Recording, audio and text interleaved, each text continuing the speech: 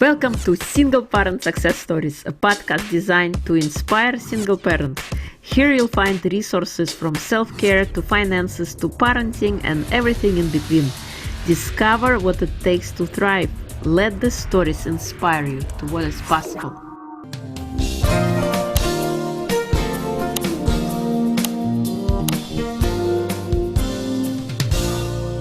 Share that with everybody. I felt uncaged finally. I felt like the sense of freedom that, even though at that point I was still very newly a single mom again after having not been for quite a period of time. And after all the traumatic things that I had been through, I just wanted to share that with so many people. I wanted to, show them that there is a different way than living how you're living. There's a different way than going through the motions and just checking off the boxes.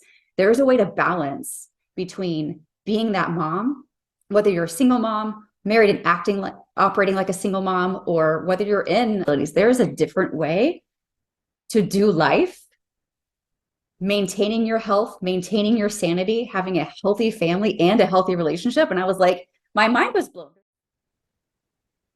Hello and welcome to Single Parent Success Stories. Today's guest is Heather Teschner. She's a life coach and a mother of 4 amazing humans.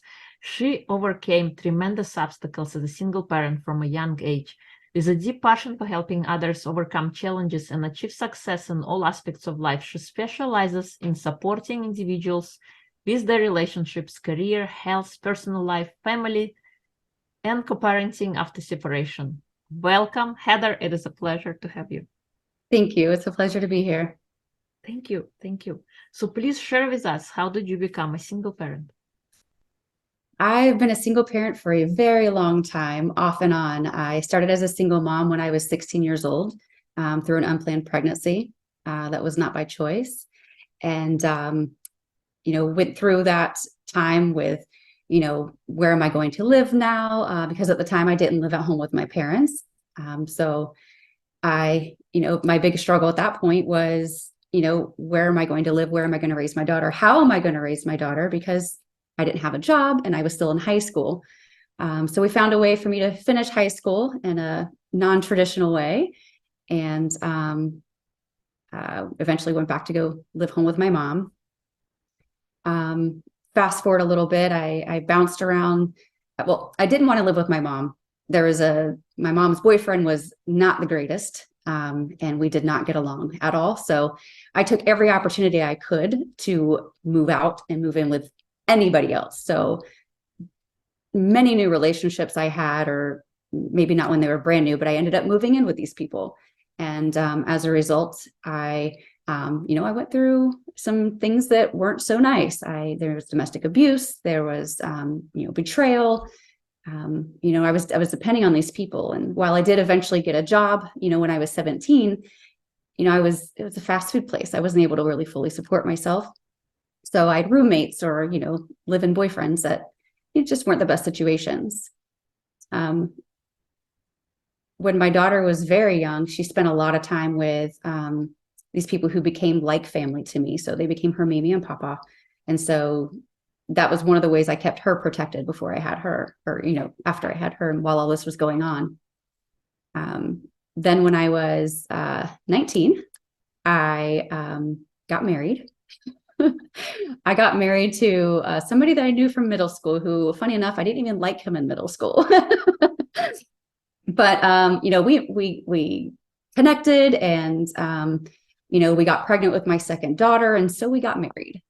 And, that too, I was too young. He was too young. It wasn't the right time. It wasn't the right situation. But, I had learned so many wrong lessons as a young kid that I didn't know what to look for in a person. I didn't really have that fatherly example in my life, a consistent example. So I didn't know what to look for in a man. I didn't know what red flags were. I didn't, just if somebody loved me and said they loved me and we had good times together, just to me, that was great. And that's all I needed. I didn't know what I know now.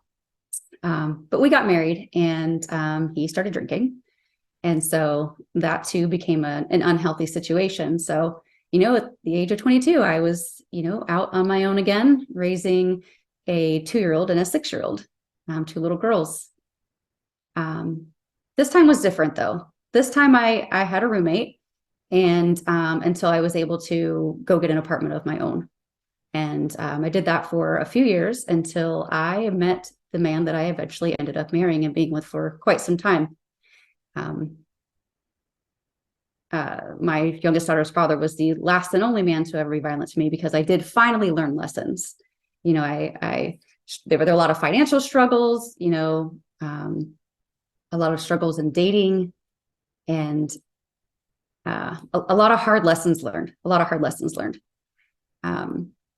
So when I was 28, I remarried, and then I had 2 sons, and we were together for 4 years before we got married. So, you know, in my mind, you know, I feel safe with him. I feel protected.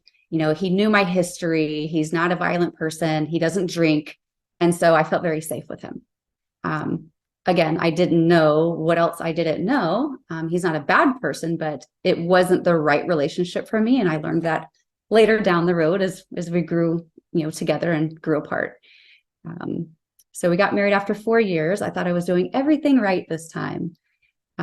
So then I went on, and, you know, we decided to continue to grow our family. So 2010, I had my oldest son, and then 3 years later, I had my youngest son.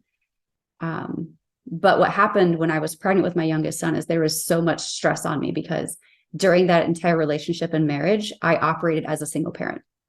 We worked different schedules. He worked nights and I worked days. And so we would see each other in passing. And, you know, I was expected to be responsible for everything at home, taking care of 4 kids, taking care of the entire house while working full time. And it wasn't the other way around. So I was doing, I'd say, a good 95% of everything on my own. And I got to where I was feeling really depressed. I started to lose my identity. I didn't know who I was. I was like, you know, he seems to not even like me anymore. You know, what's wrong with me? I've lost my personality. I don't do things. I have friends. I had friends that I talked to, but we hung out like once or twice a year. And so I went on this journey of self-reflection and decided I was going to find my own hat. You know, who am I besides a mom and besides a wife? You know, so I went out on this journey to rediscover me, you know, and through the process, I found personal development. And I feel like personal development was the lifeline that I needed. I started out like listening to like Joel Osteen on the radio, and a little bit of Joyce Meyer, some of her stuff. But then it wasn't until my best friend's brother introduced me to Tony Robbins, not the person himself, but his teachings. He lent me a book called Unlimited Power. And when I was reading that book, there are action steps that you actually take during this book. It's not just a book you read for information. Like it's like almost guiding you through a process of different NLP methods and things to help you get past things. And I mean, I'd had, you know, a person who's had nightmares since I was a kid. So when I tried this NLP method on getting rid of these nightmares about the Freddy Krueger, and it worked, I became a big believer, and I became so in love with personal development that I wanted to just start sharing it with everybody. The following year, my husband and I separated. I was depressed. I tried finding my own personality. I tried going to dance. I tried doing, you know, self-defense. And then I started working out, and all of those things that I thought were going to help me develop a personality. I have a personality, but I felt I needed to develop a personality that he would like. Instead of it bringing us together, it became a wedge, because he didn't like that I was doing these things outside of the home. I'm not in his mind. I don't know what his reasoning was exactly, but I feel like it made him feel insecure that I was doing things that didn't involve him. But he did things that didn't involve me. But, you know, it's irrelevant. So all these things I did helped me to grow and want to become more of myself, and to like shake off this numbness that I had been feeling. Because when I was pregnant with my youngest son, I was numb. I couldn't feel happiness. I couldn't feel sadness. I didn't feel excitement. I just was going through the motions every day with no real agenda, just knowing that I had tasks A through Z to take care of today. I had all the boxes to check, make sure the kids are fed. My daughters have been taken to their practices. Everybody's got to school and daycare, and I've done all the grocery shopping. And taking care of the house, which by the way, was never kept up with because it was only me handling it with 4 kids. And oftentimes we had extra people living with us. And just, it was just too much. And so I went to my doctor after I had my son. Actually, funny story. So I'd just gone back from maternity leave. I'd been numb for just over a year. And I had just gone back to work for maternity leave. And I'm like sitting in my office and I'm making breast milk for my son because I was nursing him. And all of a sudden I just burst into tears, uncontrollably crying. I had to keep my door closed and locked for hours that day. I couldn't even finish working through the day because I don't know where it came from. There was no specific thought. I just sobbed and sobbed. And I called my doctor right then and there. I called my OBGYN and I said, I think I have postpartum depression. So they scheduled me for an appointment. Within like 2 days, they got me in. And I talked to this doctor, and he is, I would say, the top-notch doctor here in this area. He not only takes care of like your womanly, health, he also became sort of a counselor to me that day.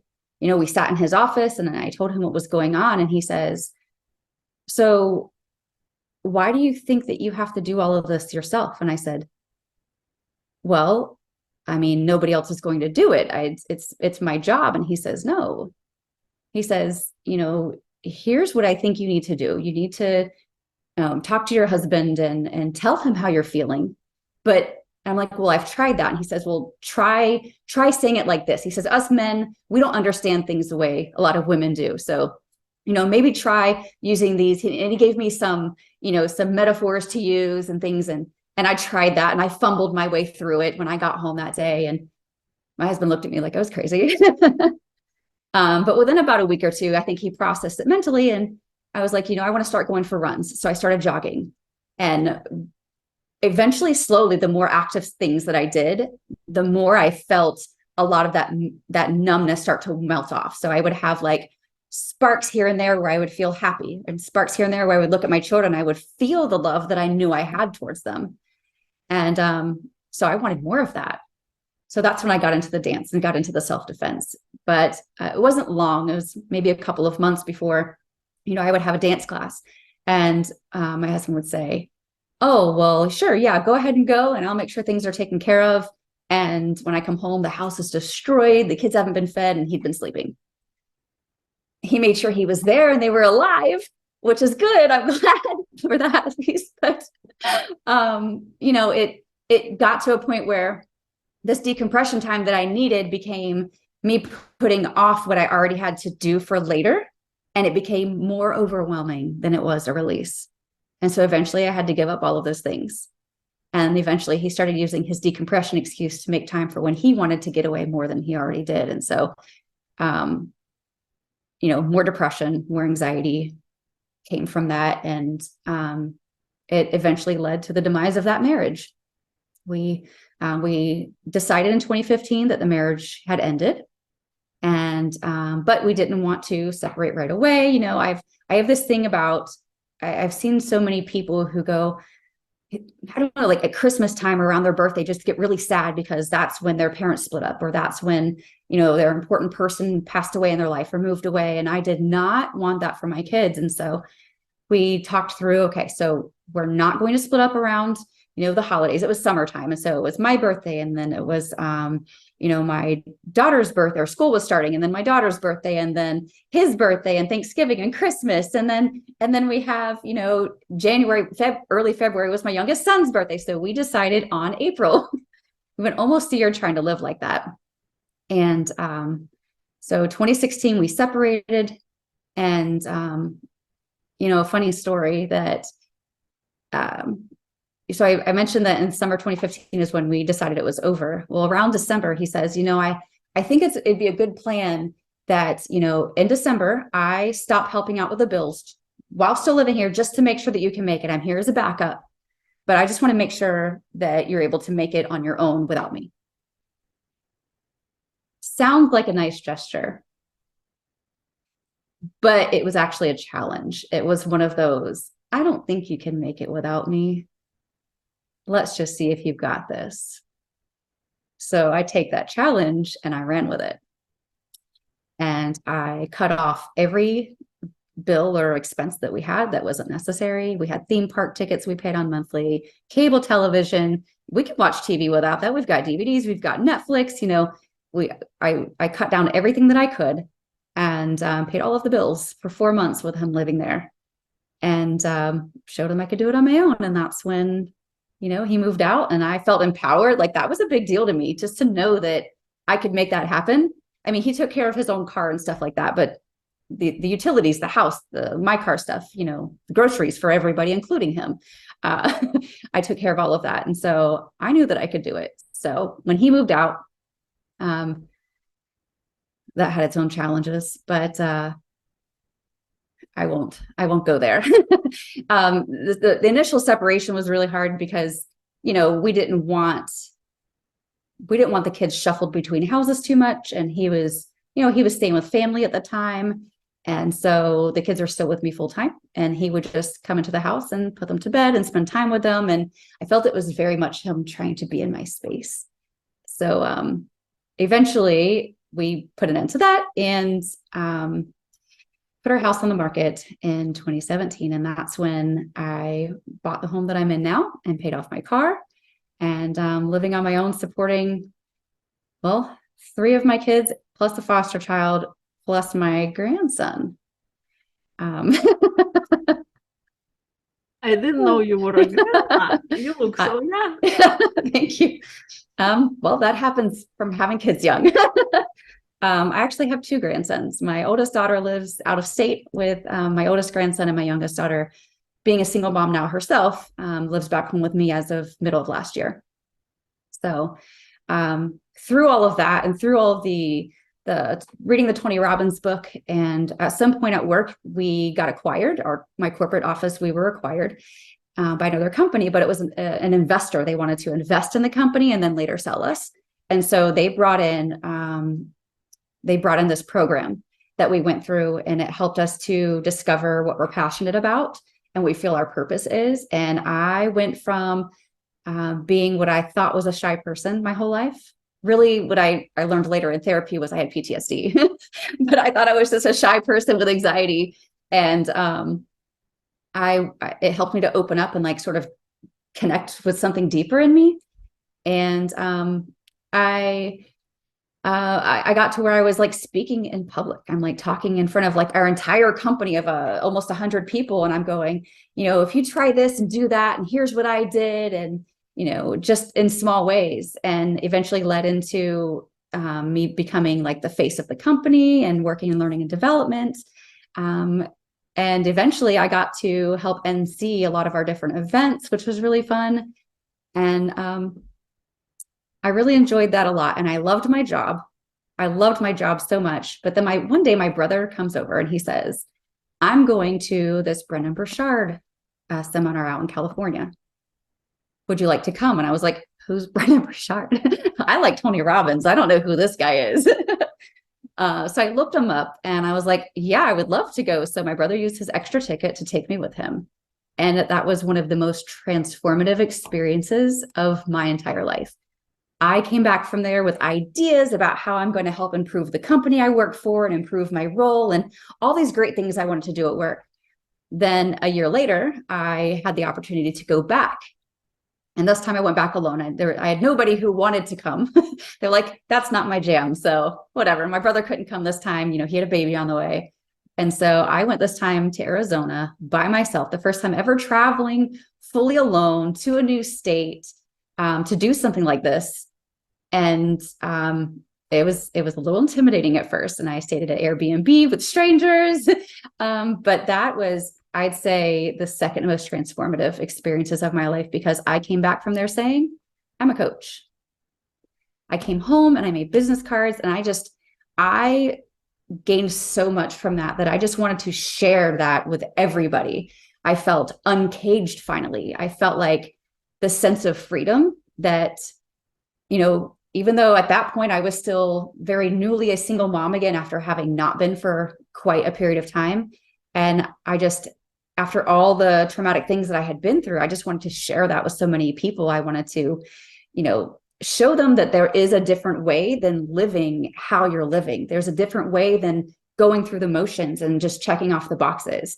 There's a way to balance between being that mom, whether you're a single mom, married and operating like a single mom, or whether you're in a great relationship and you're just overwhelmed with the responsibilities. There is a different way to do life, maintaining your health, maintaining your sanity, having a healthy family and a healthy relationship. And I was like, my mind was blown. There's a way to do this. And I just came out of there wanting to share it with everybody. And I immediately signed up with some clients for free just to get me some experience.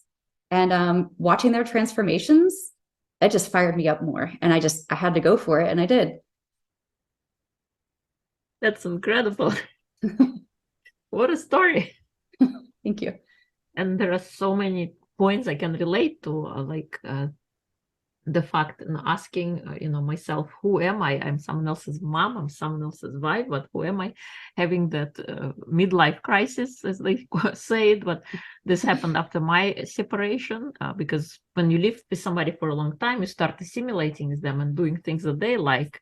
Yes. And you lose yourself in the process, because once before you were together, you were that separate person. You had your own things, your own ideas, and now you kind of with that flow, and you need to rediscover who you are and learn so many things.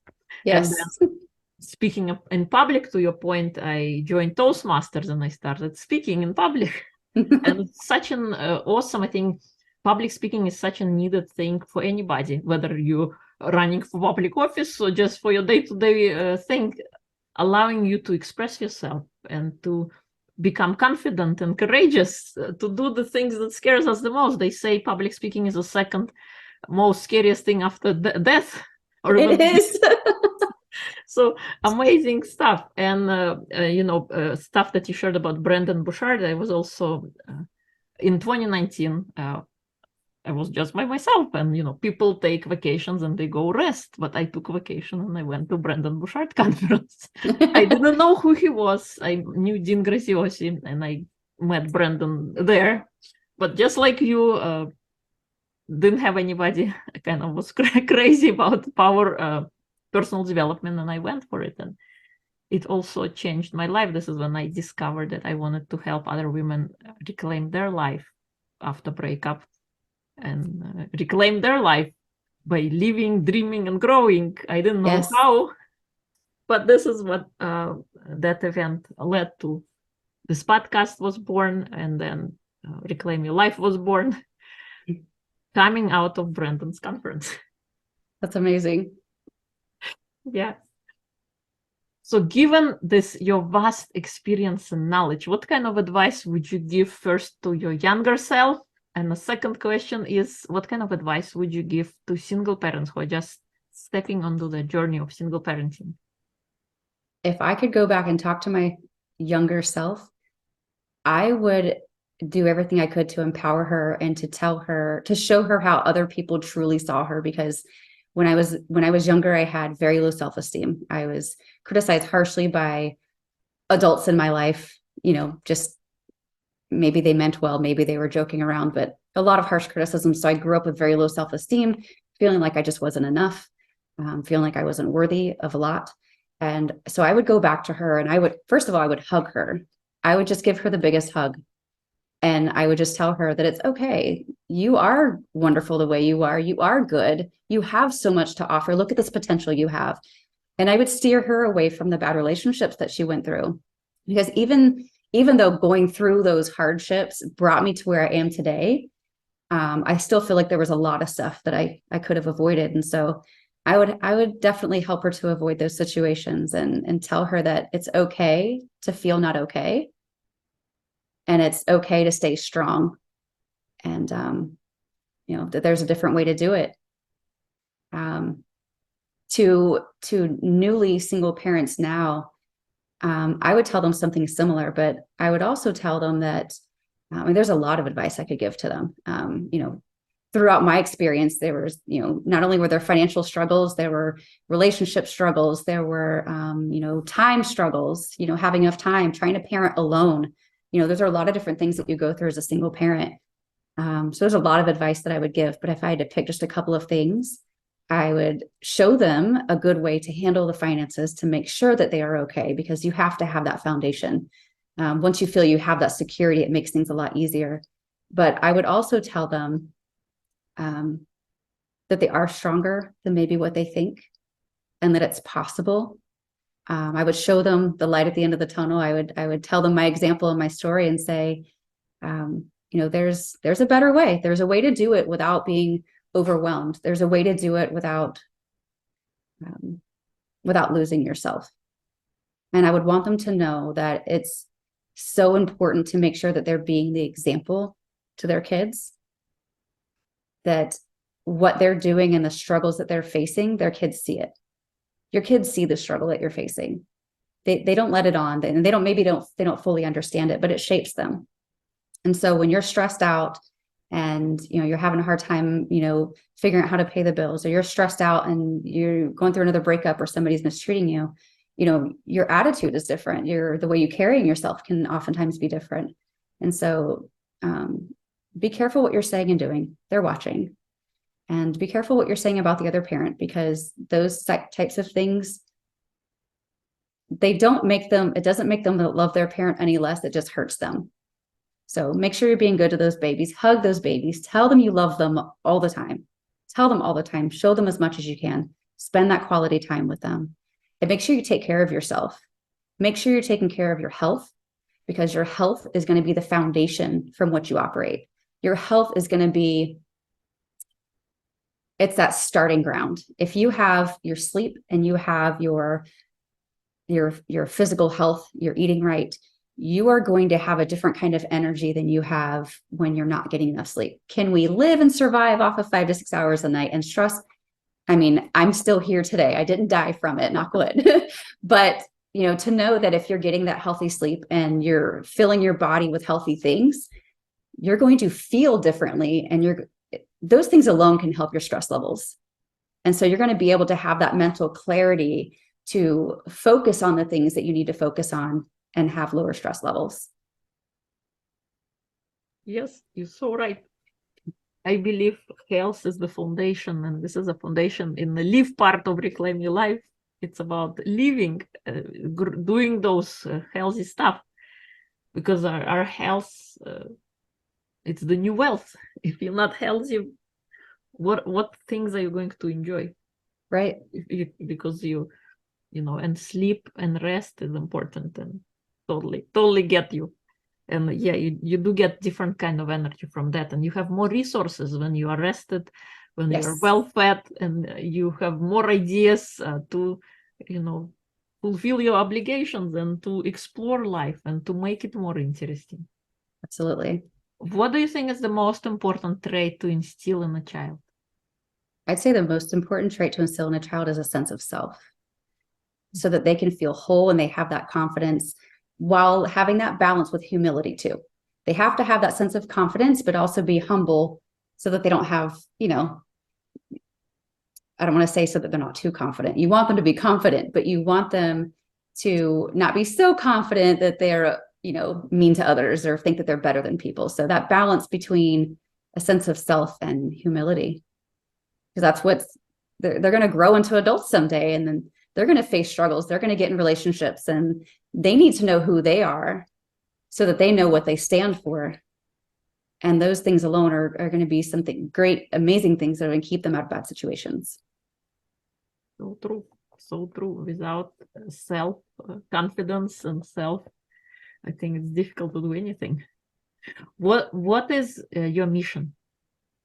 My mission is to help as many women, men, children, and teens to overcome the obstacles that they are facing, to see that there is a better way, and to get uncaged and to fully live in their own potential, and to raise happy and healthy families. Awesome. I love that. I love that mission. What makes you happy? Children. My children especially, but all children. I love kids of all ages, but especially when they're teeny tiny. Children make me happy. They have this joy that's just by nature, they're just joyful. They're just born that way. You can get around them and I just can't help but smile. I just want to hold them and talk to them and teach them and show them things.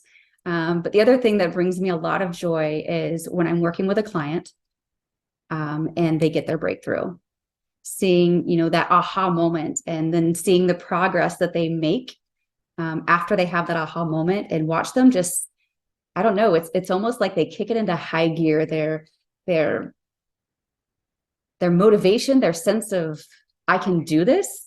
And they accomplish so much once they hit that point. I just love seeing their face light up because I know what's coming next.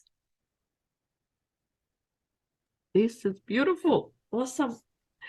What is your superpower if you had to pick one? My superpower is being able to see things from multiple perspectives. I've, when things happen and when I'm, working with clients or maybe I'm mediating between people, I'm able to see things from another person's perspective and to help other people see things from a new perspective also. And from that comes connection. Indeed, this is a great superpower to have.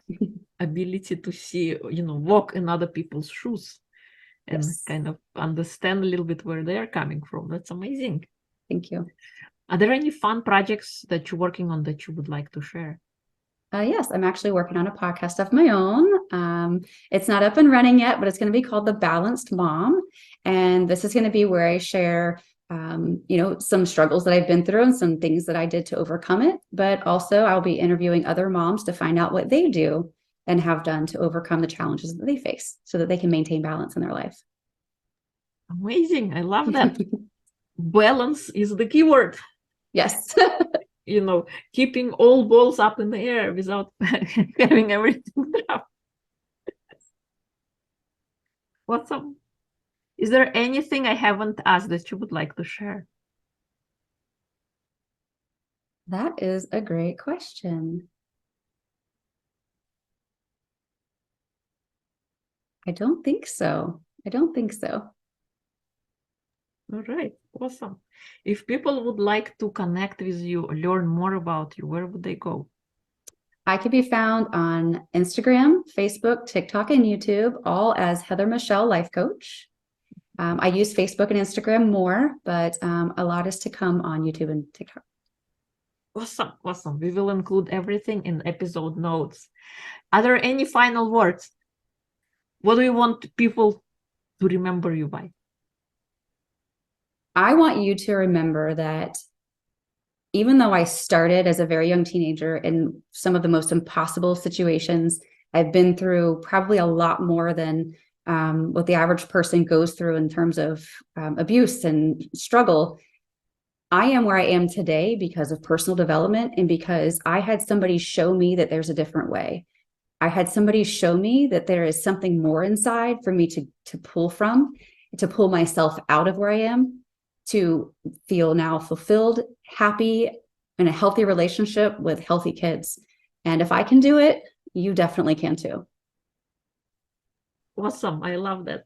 So beautiful. And you're so right about personal development. There are many things when we grow up, we don't even know that we don't know.